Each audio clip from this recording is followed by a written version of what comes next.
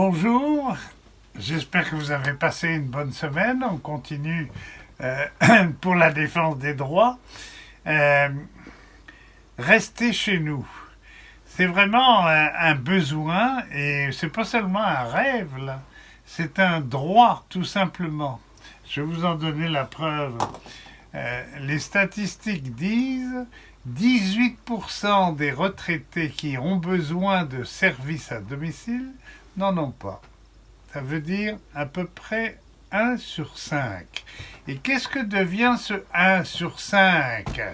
Il dort pas en attendant, hein? Eh bien, qu'est-ce qu'il devient? Comme il a des besoins, c'est la famille qui s'en occupe, c'est les fameux proches aidants qui s'en occupent, quitte à ce que ce soit épouvantable sur le plan du travail, des heures de travail supplémentaires que ça demande, qu'ils ne savent pas, qu'il y a des problèmes de génération, ce qu'on appelle les proches aidants, on en reparlera dans une autre capsule. Bon, ou bien, quand la famille est débordée ou quand la famille n'existe plus, eh bien, qu'est-ce qui se passe? On met ces gens-là dans des institutions, les fameux CHSLD, bien entendu, qui coûtent beaucoup plus cher que les services et les soins à domicile dont ces gens ont besoin. Même Sonia Bélanger, qui est notre nouvelle ministre des aînés, en convient, puisque cette semaine, elle a rallongé 108 millions de dollars pour assurer les services et soins à domicile, mais ça ne suffira pas, bien entendu.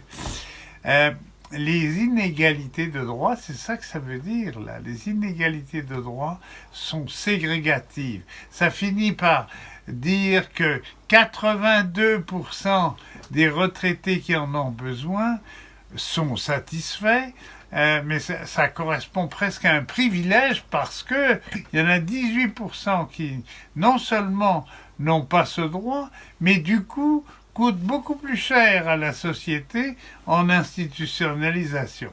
Autrement dit, derrière l'inégalité, il y a une injustice à corriger collectivement, bien entendu. La semaine prochaine, on réfléchira à tout ça encore. Et puis répondez,